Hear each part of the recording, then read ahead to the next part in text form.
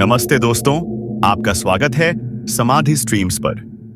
क्या आपने कभी सोचा एक ऐसी नगरी के बारे में जहां गंगा की पावन धारा, रहस्यमय शक्तियां और प्राचीन तपस्वियों की साधना एक साथ जीवंत होती हैं? आज हम आपको ले चलते हैं हरिद्वार की आध्यात्मिक यात्रा पर, जहां हर पत्थर, हर मंदिर और हर धारा एक अनसुनी कहानी कहती है। यह वीडियो हरिद्वार के रहस्यों, पौराणिक कथाओं और दिव्य ऊर्जा को समर्पित है। तो तैयार हो जाइए एक ऐसी यात्रा के लिए जो आपके मन और आत्मा को छू लेगी। चलो शुरू करते हैं। हरिद्वार उत्तराखंड में गंगा नदी के किनारे बसा एक पवित्र तीर्थ स्थल है। यह वह स्थान है जहां मां गंगा हिमालय की पहाड़ियों को छोड़कर पहली बार मैदानी क्षेत्रों में प्रवेश करती हैं। लेकिन दोस्तों, हरिद्वार केवल एक धार्मिक स्थल नहीं है, यह आध्यात्मिकता, इतिहास और रहस्यों का संगम है। भगवान शिव के भक्त इसे हरद्वार कहते हैं क्योंकि यह कैलाश पर्वत का प्रवेश द्वार माना जाता है। वहीं भगवान विष्णु के अनुयायी इसे हरिद्वार कहते हैं क्योंकि यह बद्रीनाथ और केदारनाथ की यात्रा का आरंभिक स्थल है। महाभारत और पद्म पुराण में इसे गंगा द्वार और मायापुरी के नाम से भी जाना गया है। क्या आप जानते हैं, हरिद्वार की मिट्टी में एक ऐसी ऊर्जा है जो साधकों को दिव्य अनुभव देती है। यहाँ की गंगा आरती, कुंभ मेला और रहस्यमय गुफाएं हर साल लाखों श्रद्धालुओं को आकर्षित करती हैं। तो आइए इस पवित्र नगरी के रहस्यों को कर खोलते हैं। हरिद्वार की सबसे प्रसिद्ध कथा है मां गंगा का पृथ्वी पर अवतरण।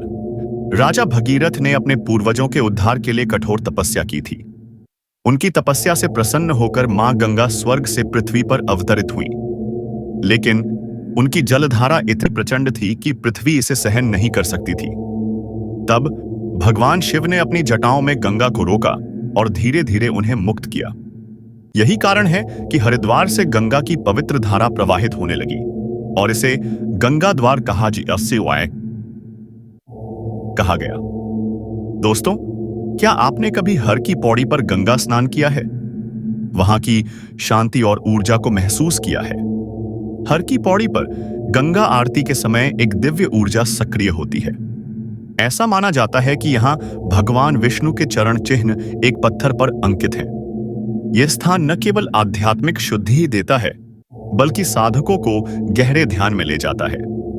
पुराणों में कहा गया है कि गंगा ने हरिद्वार में अपनी 7 धाराओं में विभाजित होकर सप्त ऋषियों के आश्रमों को पवित्र किया। इसीलिए हरिद्वार को काशी नगरी भी कहा जाता है। यह कथा हमें सिखाती है कि तपस्या और भक्ति से असंभव को भी संभव बनाया जा सकता है। क्या यह कथा आपके दिल को छू गई? कमेंट में बताइए। अब बात करते हैं हरिद्वार के सबसे बड़े आध्यात्मिक आयोजन की, कुंभ मेला। पौराणिक कथाओं के अनुसार जब देवताओं और असुरों ने समुद्र मंथन किया तो उसमें से अमृत कलश निकला। अमृत को प्राप्त करने के लिए दोनों पक्षों में भयंकर संघर्ष हुआ। इस दौरान अमृत की कुछ बूंदें हरिद्वार के हर की पौड़ी स्थित ब्रह्मकुंड में गिरीं। यही कारण है कि हर 12 वर्षों में यहाँ कुंभ मेला और हर 6 वर्षों में अर्ध कुंभ मेला आयोजित होता है। दोस्तों, क्या आप जानते हैं, कुंभ मेला विश्व का सबसे बड़ा आध्यात्मिक आयोजन है जिसमें करोड़ों श्रद्धालु और साधु संत भाग लेते हैं। वैज्ञानिकों का कहना है कि कुंभ के दौरान ग्रहों की विशेष स्थिति के कारण गंगा जल में औषधीय गुण बढ़ जाते हैं। इसे गंगा जल का आयनाइजेशन कहा जाता है, जो स्नान करने वालों को सकारात्मक ऊर्जा देता है। कुंभ मेले के दौरान अघोरी साधु और नागा सन्यासी यहां एकत्र होते हैं और रहस्यमय अनुष्ठान करते हैं। कई साधक मानते हैं कि इन अनुष्ठानों से अलौकिक शक्तियां प्राप्त होती हैं। क्या यह केवल एक धार्मिक आयोजन है या इसके पीछे कोई खगोलीय रहस्य छिपा है? आपके विचार क्या हैं? हरिद्वार का कणखर एक ऐसा स्थान है जहां पौराणिक कथाएं जीवंत होती हैं। मान्यता है कि राजा दक्ष ने यहां एक भव्य यज्ञ का आयोजन किया था, लेकिन उन्होंने अपने दामाद भगवान शिव का अपमान किया। इससे क्रोधित होकर माता सती ने यज्ञ कुंड में स्वयं को भस्म कर लिया। दोस्तों, यह कथा केवल एक घटना नहीं बल्कि भक्ति और सम्मान का प्रतीक है। कहा जाता है कि कणखर में आज भी एक रहस्यमय ऊर्जा प्रवाहित होती है, जिसे साधक दिव्य चेतना का स्रोत मानते हैं। कई तपस्वियों ने यहां साधना कर अलौकिक शक्तियां प्राप्त की हैं।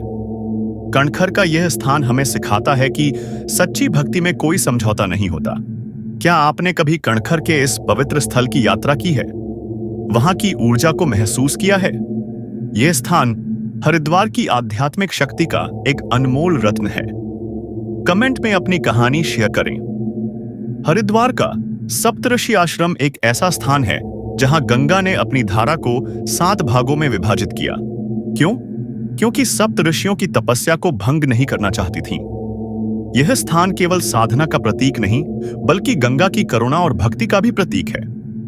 पुराणों में कहा गया है कि महर्षि गौतम, भारद्वाज, वशिष्ठ, अत्रि, विश्वामित्र, जमदग्नि और कश्यप जैसे सप्त ऋषियों ने यहां तपस्या की थी। उनकी तपस्या के प्रभाव से यह भूमि आज भी अलौकिक शक्तियों से भरी है। दोस्तों, क्या आप जानते हैं, रात्रि के समय सप्तऋषि आश्रम में एक रहस्यमय प्रकाश दिखाई देता है, जिसे केवल कुछ भाग्यशाली ही देख पाते हैं। यहां ध्यान करने वाले साधकों को गहरी आध्यात्मिक अनुभूतियां होती हैं। वैज्ञानिकों का कहना है कि इस क्षेत्र में विशेष ऊर्जा तरंगें हैं, जो साधना को और प्रभावी बनाती हैं। यह स्थान हमें सिखाता है कि प्रकृति और आध्यात्म का गहरा संबंध है। क्या यह कथा आपको प्रेरित करती है? हरिद्वार के नीचे गुप्त सुरंगों और रहस्यमय गुफाओं की कथाएं प्रचलित हैं। कहा जाता है कि ये सुरंगें प्राचीन साधकों और तांत्रिकों के गुप्त साधना स्थलों तक जाती हैं। कुछ साधु मानते हैं कि इन गुफाओं में आज भी रहस्यमय शक्तियां छिपी हैं। कुंभ मेले के दौरान जब अघोरी साधु और नागा सन्यासी यहां एकत्र होते हैं, तो कई गुप्त अनुष्ठान किए जाते हैं। दोस्तों, क्या आपने सुना है? कुछ साधकों का दावा है कि इन गुफाओं से रात में दिव्य ध्वनियां सुनाई देती हैं। कुछ योगी मानते हैं कि हरिद्वार और हिमालय के बीच एक गुप्त मार्ग है, जिसका उपयोग सिद्ध साधक करते हैं। यहाँ के मनसा देवी और चंडी देवी मंदिर भी सिद्ध शक्तियों के केंद्र माने जाते हैं। इन मंदिरों की मूर्तियां स्वयंभू हैं और इनमें अपार दिव्य शक्ति समाहित है। यह खंड हमें हरिद्वार की रहस्यमय और तांत्रिक दुनिया की झलक देता है। क्या आप इन रहस्यों को और गहराई से जानना चाहेंगे? दोस्तों, हरिद्वार केवल एक तीर्थ स्थल नहीं, बल्कि एक ऐसी आध्यात्मिक नगरी है जहां योग, तंत्र और दिव्य शक्तियां जीवंत हैं। यहाँ की गंगा, मंदिर और गुफाएं हर साल लाखों श्रद्धालुओं को शांति और प्रेरणा देती हैं।